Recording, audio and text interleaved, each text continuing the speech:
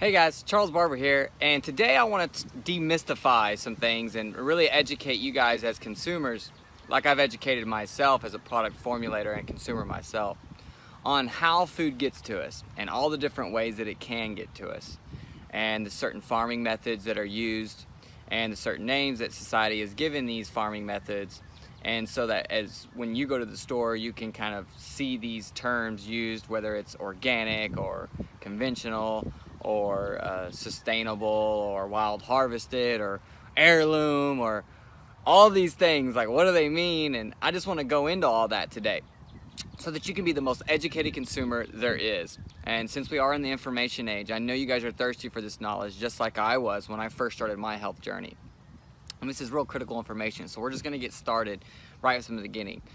But before we get started, I want to go over the main topics that we're going to go over and what we're going to cover. We're going to cover conventional farming, we're going to cover organic farming, and that's basically the rut of what we know as consumers. We know like industrial farming or conventional farming, and then we know what's known as organic farming. And that's typically it, right?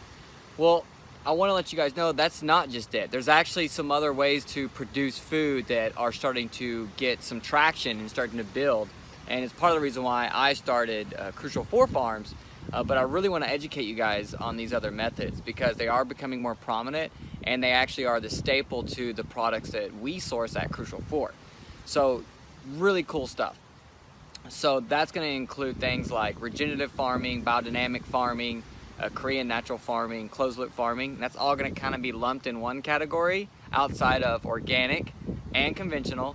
And the reason why so many of those terms are lumped together is because a lot of these things are old ancient farming techniques merged with new techniques. So we're just lumping them all together. And then underneath that's going to be what's called wild simulated, which is different obviously than all three of those groups. And then last but not least, we're going to just look at what's called a wild crafted or wild harvested, so you guys can know what the heck does that mean. So let's get started with conventional because it's something we all know about, and it's very interesting because it hasn't started happening since the industrial age. So we might as well just call it industrial farming, pretty much is what it is. And when we look at this whole kind of idea of conventional farming, the whole idea is that there's people starving and we need to produce all this food. So we kind of left the traditional model, which was more of the organic model back in the day, where we had a bunch of small farmers and we started producing massive amounts of food for the population. And this was kind of the conventional model and the whole philosophy behind it. The problem is that it started to really break down the soil fertility, and we actually started losing soil fertility using this conventional method, from things like tilling and not using cover crops to no mulching. So we started to lose our topsoil. And that's something that's really important to understand because we don't want to lose topsoil. Topsoil is the most primo soil that we can utilize in farming because it's going to contain a lot of the organic matter that we need so that the plants can be healthy, so that we can be healthy. So conventional farming really doesn't take this into account. So a lot of times what they're doing with conventional farming is they're producing massive amounts of products. They're usually doing a typical till method where they till up the topsoil, and then in a huge big area, and that's typically done in what's called a monoculture or monocrop. And what that means, guys, is that it's just one thing. So one thing of corn, back in the day, there was never such thing as a corn farmer or a soybean farmer. A farmer was a farmer. He had chickens, pigs, he had everything. Watermelons, tomatoes, onions, that's what a farmer was. And most of us, when we think of farming, I think that's what we think of too, is we think of a farmer as having like all these animals around. But I want to just clarify, conventional farming isn't like that. It's typically one crop, a monocrop, in a big field. And they till up that topsoil, which exposes all that to bacteria, which can kill off the good and bad bacteria. So it's controversial to say that's good. I don't believe it's good because it doesn't create soil fertility, which is the biggest reason why we want to make sure we're purchasing food from sustainable farming methods that build soil fertility so that we can have soil fertility in later generations. Because if we consume food that's not grown in a way that's sustainable and regenerates the land, then we are part of the problem by purchasing it. So the thing that you also want to understand with conventional farming is a lot of times the plants are force-fed what's called fertilizers. But these fertilizers might be a little bit different than what Farmer Joe used back in the day. These fertilizers are typically salt-based fertilizers. And one thing that you want to understand with that is that a lot of these fertilizers are coming from coal tar derivatives, or they're coming from hydrocarbons. So they're coming from oil, they're petrochemicals, right? So they're kind of feeding that whole infrastructure. But the whole idea, though, and what they're doing, other than where they come from, is that they kind of force feed the plants. It'd almost be like you injecting an IV of nutrients in your body. You'd get those nutrients inside of you, but you wouldn't use the natural metabolic pathways that you have naturally to utilize those nutrients. So you're kind of bypassing that, if you will. And so what ends up happening is the plants become weaker and weaker, and we start to see things like GMOs, genetically modified organisms, being produced, just so we don't have to spray as many of these harmful, not fertilizers, but actually pesticides and herbicides and fungicides, which are more chemicals on top of the fact that the fertilizers we're using, that even though they're salt-based, they're chemical-based as well. They're not organic. They don't have an organic carbon molecule attached to them, so they're not considered organic. They're salt-based. And so due to the plant not getting able to utilize those nutrients efficiently through its own metabolic pathways, through its root systems, through bacteria, through fungi, what happens is the plants become susceptible to disease. Herbs can overgrow, pests can come in, fungus can come in, insects can come in. And so now we have to spray insecticide. Now we have to spray pesticides. Now we have to spray all these chemicals, suicide, on our food, on top of this unsustainable method of producing a massive amount of one thing, which just doesn't make logical sense. The fact that we're using fertilizers that are salt-based and chemical-based doesn't make much sense. But again, all this feeds that industrial complex that was basically born in the 50s, which is as long as we've been doing conventional farming. So conventional farming is very truly unconventional to me, and it's the weird thing, but at the end of the day, it's what's there, what's available to us as the masses.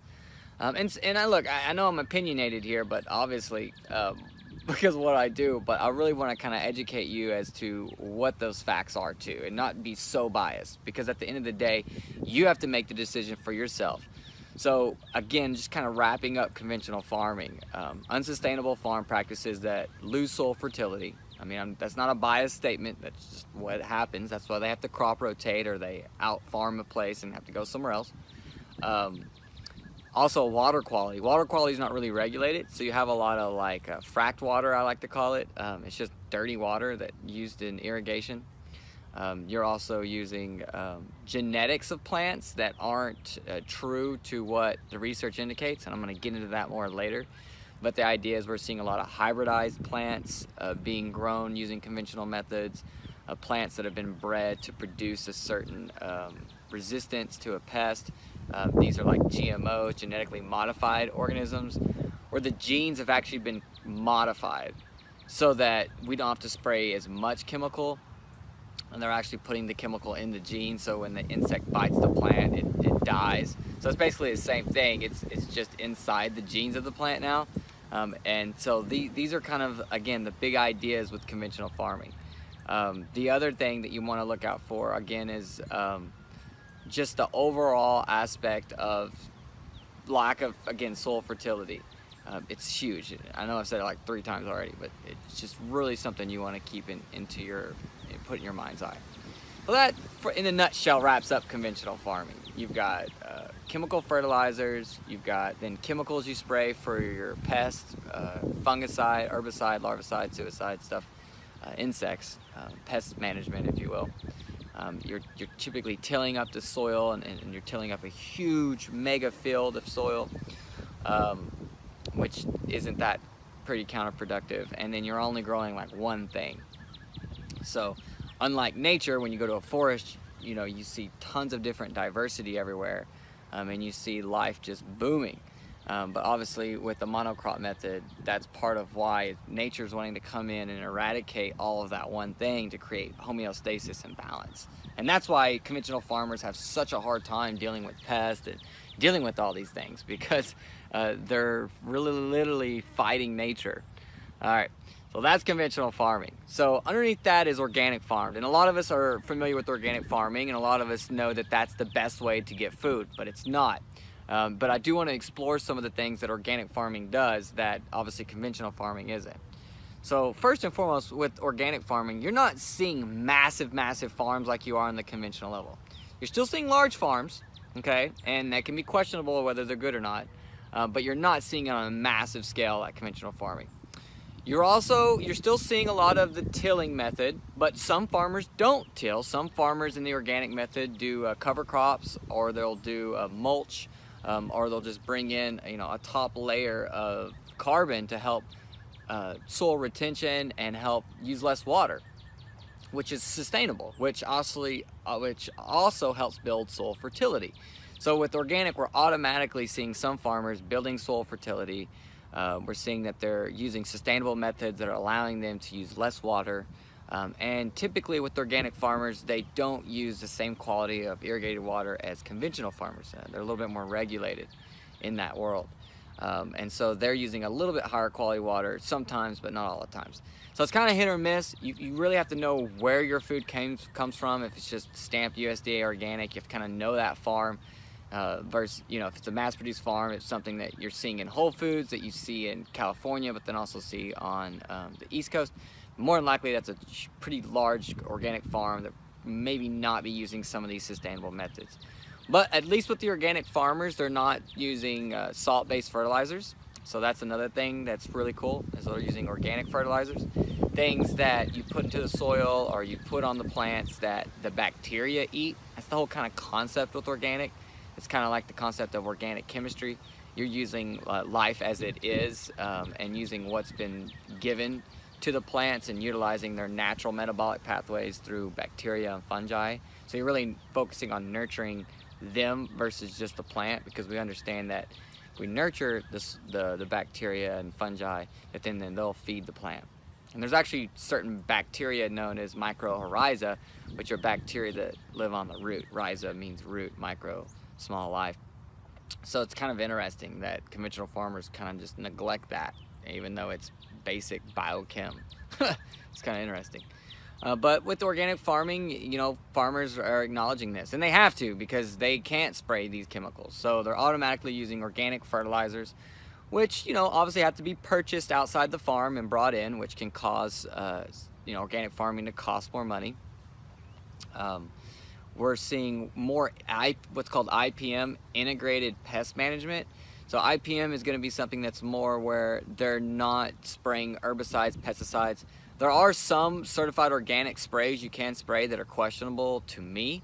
They're still certified organic, but they're still harmful. I always question, like, why is nature trying to take out that plant in the first place? And it's kind of the same with us. Like, why do we get sick and get cancer? And it's typically because we have something going on with inside of us. It's kind of the same with the plants. The more you connect to plants and farming and work with plant medicines, you really start to invoke their intelligence, and you start to understand them, and just like you start to understand yourself more. And so naturally they're wanting to utilize their natural pathways. But again, if in organic farming, you do see a lot of integrated pest management, or organic pest management, so organic pesticides. But it could be something like neem oil or something like that. It doesn't necessarily have to be something harmful.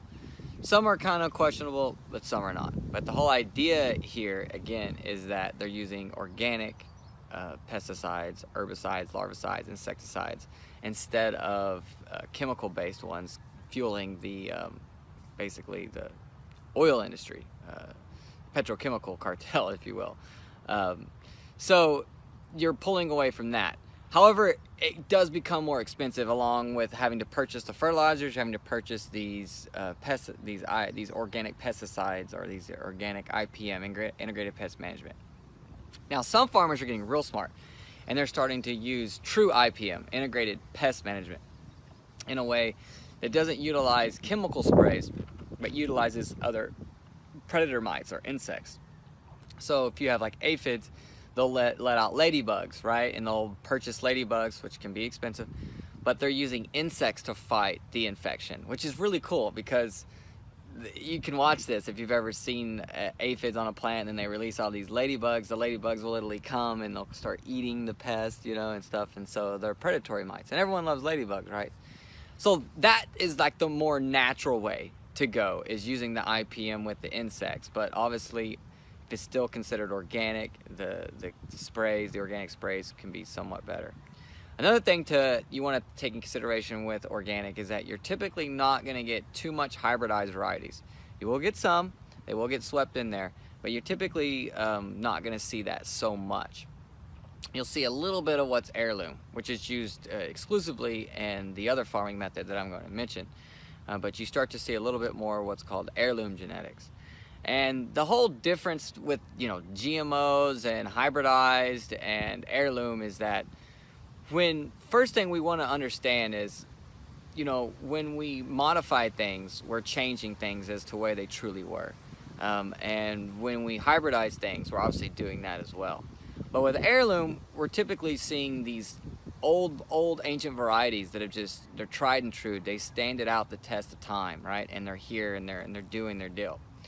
And those have been less hampered with and experimented with, if you will. And so for me, that's something that I really wanted to focus on, because at the end of the day,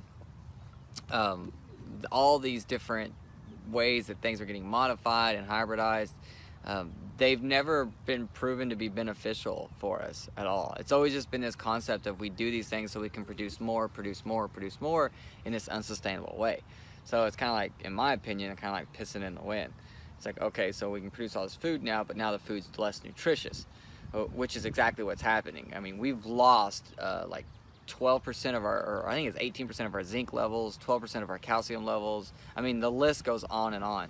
Food is becoming weaker and weaker and weaker because of the way we're farming. And even the organic food doesn't have the nutrient density. Obviously the conventional doesn't, but even the organic varieties are losing their densities. And I think a lot of that's because of the lack of use of regenerative farming, which is what we're going to talk about next, because that creates more soil fertility. So just wrapping up organics, you're seeing that we're using, you know, organic fertilizers, which is great.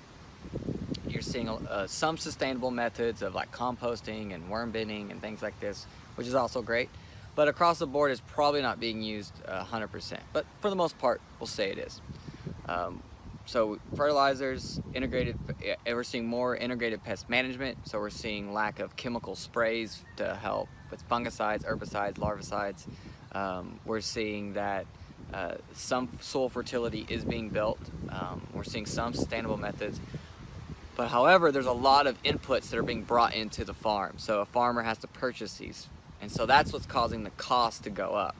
Also, there's not a lot of machinery that's available it's conducive to organic methodologies as well. So a lot of this machinery that we see with conventional farming, which is kind of arbitrary as well as too, there's been a lot of funding been put behind it, but not as much in the organic world. But we're seeing more and more, and it's growing, and it's getting better and better every day. So I mean, it's a win-win, right, at the end of the day. So that pretty much sums up organic. The water obviously is a little bit better as well. So just so you understand that, you know, organic is going to be your best bet as far as a broad scale goes. You know, it truly is, because you're working naturally with the natural metabolism of the earth and the ecosystem to a degree.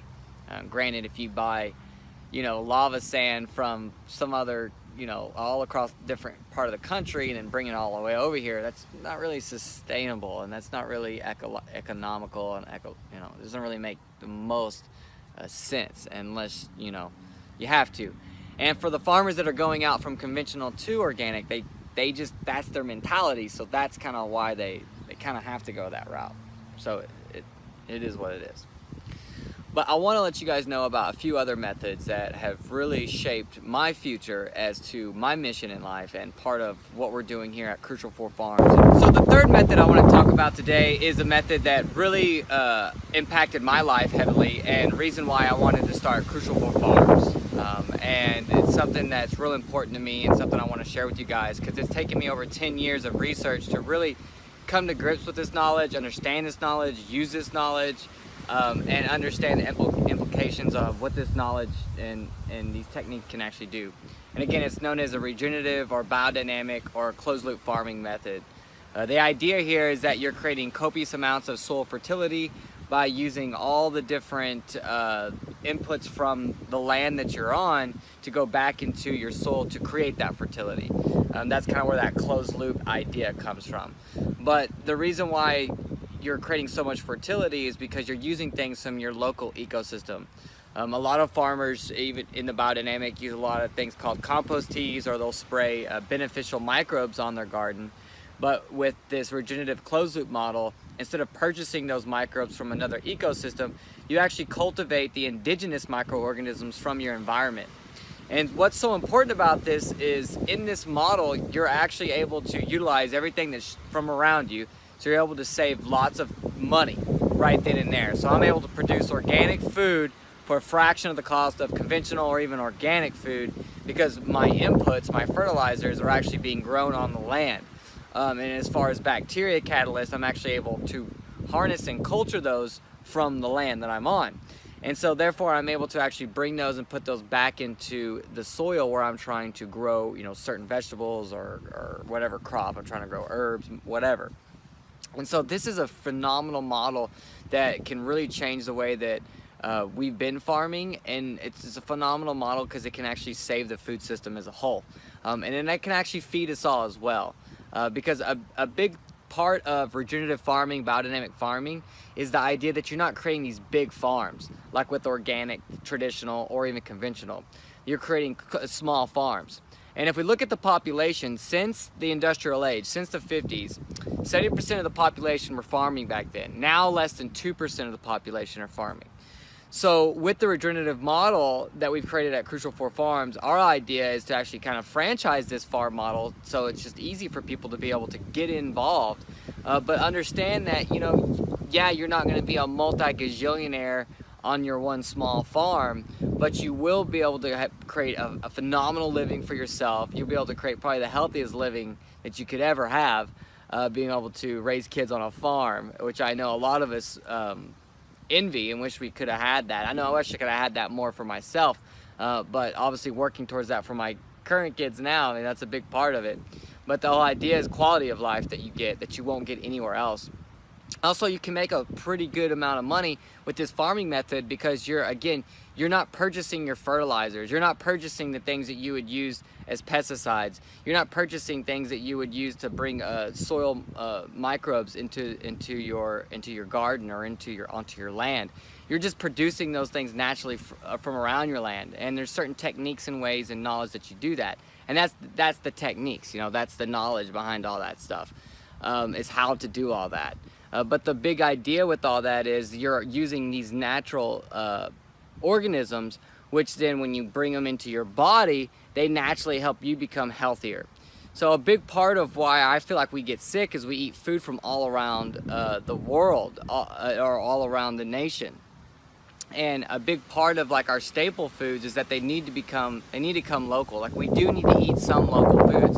And I know at Crucial 4 we source a lot of exotic and wild foods, but those are foods that you can't find anywhere, not even in the United States. And these are more medicinal foods, so they're more supplemental foods than they are staple foods. But our staple foods need to come from our local environment. And the reason why, again, I'm gonna say it again, is because of those microbes that are indigenous to the environment. If we can cultivate those and grow those on our food, then when we eat that food, we're naturally gonna be getting those microbes within us. And by doing that, we're actually able to make our immune system healthier for the certain virus or bacteria that gets infiltrated into our ecosystem. So again, a lot of us can get sick at times, and some of us can get sick at times through our lives. A big part of staying healthy and never getting sick is just the fact that we are eating from our local local environment, and that local environment will have those natural microbes on it, and those natural microbes will naturally we'll be able to put those into our body, and then those will protect us. And those are because those are the ones that are out competing all the other microbes in our environment, and they're all beneficial as well too. So this is a really cool concept, right? Because you're able to actually create more soil fertility. You're actually able to get it done at a fraction of the cost. It's sustainable. You know, anyone can do it. You don't have to, you know, it's not hard to get. They're everywhere. And it's just smarter when you really think about it. I'm gonna pull this video in here for you guys. Just 1 second. I'm gonna scoot in here just a little bit. Yeah. So sorry, someone's kind of getting in my face there. So yeah, so this is a really intriguing idea, right? So you're able to, with this closed loop model, regenerative model, create the soil fertility you need. You're able to utilize everything from the land that you need to grow fertile crops, which then is going to create more, again, fertility in the soil, but it's a closed loop cycle. And we're also finding that these foods taste better. They have more nutrient density inside of them, so we're actually gaining what we lost doing this model. And it's going to be the future of farming. I believe that this is like one of my main callings, is to bring this information forth and then actually utilize this stuff. And that's what we're doing here at Crucial 4 Farms, is actually bringing this technology in. So that pretty much sums up closed loop regenerative farming. The whole idea, again, is that you're producing extremely nutrient dense food with a fraction of the cost. You're utilizing everything sustainably from around you. You're not purchasing things from here and there and bringing all these crazy things in. You're just kind of working with what Mother Nature's given you. And so yeah, that's pretty much it. You're not you're always using heirloom varieties too, by the way, when we talk about the genetics. Typically, always, I've never seen anyone that's a regenerative farmer, biodynamic farmer, use any method other than finding what they call heirloom genetics to use for their crops. And so with organic farming, you do see some still hybridized, but with this regenerative biodynamic model, it's kind of like, well, we only want heirlooms. You know, we only want what's originally been here, what's been tried and true. So it's really cool stuff. And I'm going to be shooting more and more videos about this. If you've seen some of my farm videos, you've seen me doing some of these techniques, you've seen some of the greenhouses that we built, some of the beds that we put together, and you can check those out on our Instagram if you ever want to get a little sneak peek on how I'm creating soil fertility and the different methods that we use. Because there's all types of different methods, like hugelkultur beds, mulching, not tilling up the soil, because that's another thing that doesn't happen. You don't till the soil. You lay mulch in, which obviously helps with water, so that means you don't have to water as much, so it makes more sustainable sense there as well. So it's just all around, it's just the smartest way to farm. And it's going to save our food model. It's going to allow us to feed all of us. Because one thing that people say is that, you know, oh, well, we got to feed all these people because we're overpopulated. That's hard for me to believe, because if you really think about it, if you drive north, south, east, or west out of any heavily populated area, maybe 3 or 4 hours, you're typically in the middle of nowhere. So I think that the information is kind of, we've been misled a little bit. I think it's the way we're farming that's the issue. Because if our community started to farm and more people started to become farmers, and we obviously would have smaller farms scattered around everywhere, that's going to make more ecological sense, because we're not going to have to truck that food everywhere. We're going to be able to grab it right there, pick it. Those indigenous microbes are going to go into our diet. That's going to make us healthier. So it just makes logical sense all the way around to do that. And I truly believe there's a lot of people that do want to be farmers. I mean, farming, you know, they say, oh, it's the hardest work ever. Well, now with all the information that we have, the knowledge that we have, the tools that we have, the resources available to us, it's not as hard. I know a lot of us aren't spring chickens anymore, but I'm still pretty much a spring chicken. But at the end of the day, it's not as hard as you think. And when you become extremely organized, you can hire spring chickens to do the manual labor if you need to. And there's a lot of value in that, especially for kids. Like, I know for me, growing up, learning how to work hard was a big part of my work ethic and now, you know, just being able to push it, you know. Like this weekend, I made chocolate all weekend, you know, worked all week and then made chocolate all weekend. Also made John, getting ready to launch some videos on that.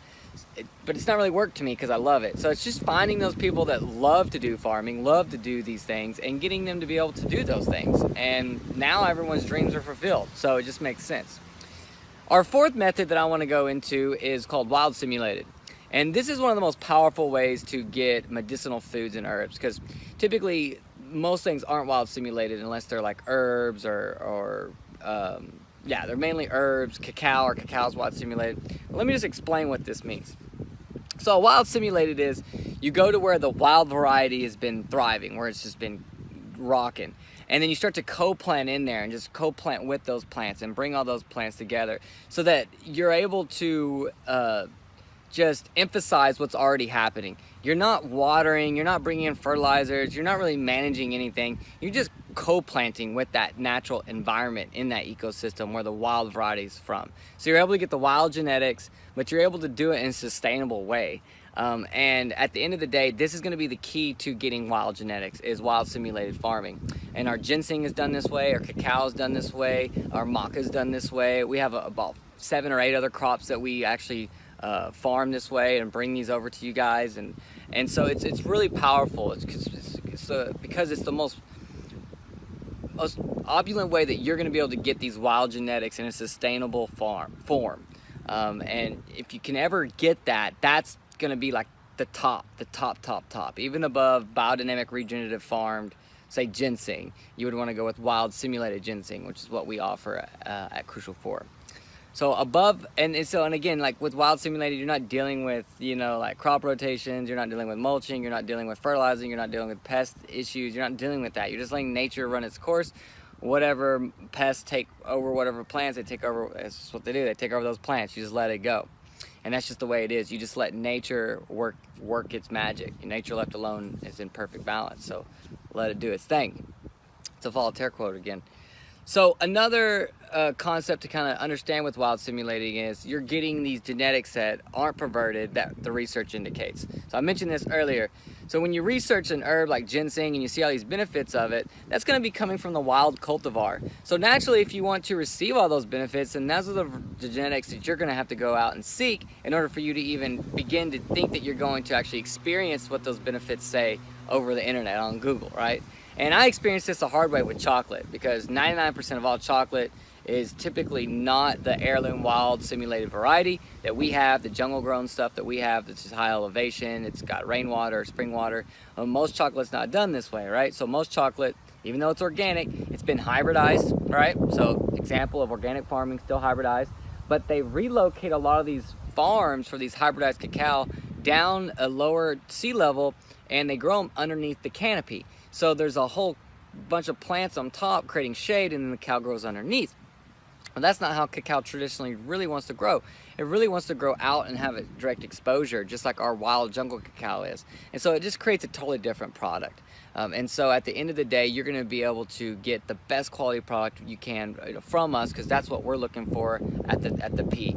And 70% of our 70% of our products are either wild simulated or just wild harvested, which is the next one that I'll go into. Which wild harvested or ecologically harvested or wild crafted is typically, there's no simulation going on yet. I feel like a lot of these things will have the wild simulated going on once the supply or the demand picks up, and then they need more supply, because you're never going to be able to just go out and harvest wild herbs forever. And so these are things you have to think about. But with wild harvested, you're not even co-planting.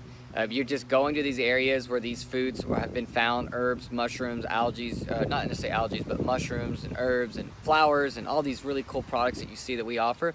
And they're wild, and they're just growing naturally in these environments, and we're able to harvest those and obviously pick them sustainably when they're in season, and then process those with all the different ways we process things, which is another video I'm going to go into, because it's really important once you get the idea of how food can be grown and how it can be processed, that you understand that, okay, well, how is this food now been picked and been preserved before it gets to me as a consumer? Because that's another big piece of this puzzle that you need to educate yourself on. Because, unless you've got someone like myself shooting a video telling you, most people aren't going to want to tell you. And that's the same with conventional. It's like, well, how do I tell if something's wild or wild simulated or biodynamic or regenerative farmed or organic or conventional, Charles? And I'll tell you, if there's nothing on there about it, it's conventional. Everything else, they're gonna let you know. We're all gonna let it be known, right? If someone's regenerative farming, they're gonna be proud of that, and they're gonna know that they're doing something different than conventional. So it'll be on the package. So if they don't tell you, then it's the bottom of the barrel, right? And if they're educating you and telling you, oh, we source everything locally from farms, organic practices, natural raised beef, organic veggies, then because they're telling you. And that's the beautiful thing, because people were fighting for labeling, like, we want to know. Well, I think that the way that we fight for labeling as a society and as business owners who are producing products is just label what it's not, because we obviously can't get our government to regulate what it is. No one wants to put, oh, this is made from GMO fed chicken, because people won't want to buy it. And they've come out and said that, like, people won't buy it if we say it's GMO. Well, of course they won't. That should tell you something. You should do something different, right? But we can put non-GMO on our products, and there's a whole certification for that. So there are solutions out there, we've created them. But back to wild genetics. Again, wild genetics are going to be what the research indicates. And that's going to be 70-80% of what we produce over at Crucial 4. And this is something that when you look about getting the most bang for your buck, these are the genetics that you want. These are going to be what the research indicates. So when you see something and you think it might work for you, or think it's something that you should have for yourself, wild's going to be the best. Wild simulated is going to be under that. Biodynamically regenerative farms that are going to be underneath that. Organic underneath that. And then conventional, which is way over there somewhere else. But know at Crucial 4 that our #1 standard is wild to wild simulated. We'll just lump those together. Then biodynamically farmed, regenerative farmed is kind of where we're at next. And then the last but not least is organic. So a lot of people think organic's the best model, but that's actually our low model, our low standard model. And that's just something that I think people need to hear, and you guys need to know, and you need to educate yourself on, especially if you're a Crucial 4 thriver and you're watching this video, then you are definitely looking for the top-notch ingredients, to top-notch information, and you're looking for the cutting-edge technologies that can allow you to gain access to these things, and also, foods that you can eat that can give you that edge, give you that next level, because God knows we need that help with all the toxicity in our environment. Well, I hope you guys loved this video. I hope you learned a lot, and I can't wait to see some feedback from you guys in comments below, because I'm here to answer any comments. Again, the Wellness Center is now digital. It's now live online for you to ask me all the questions, any questions you want. I've had this conversation probably hundreds of times with clients one-on-one. Now I get to share it with the internet world. So I'm so excited and thrilled to be able to share this information with you guys, because it's something that's near and dear to my heart. This is my passion project. This is what I'm here for. This is my mission in life, is to share information like this, to start projects that then take this information and actually become the change that we wish to see. Because I know that through community, we can create unification. And that's the key to changing our food system, to help change over consciousness, to allow us to be able to restore the earth and gain back what we've lost, gain back our power. All right, I hope everyone's having a great, blessed day. Look forward to the comments. Talk to you later. Bye-bye.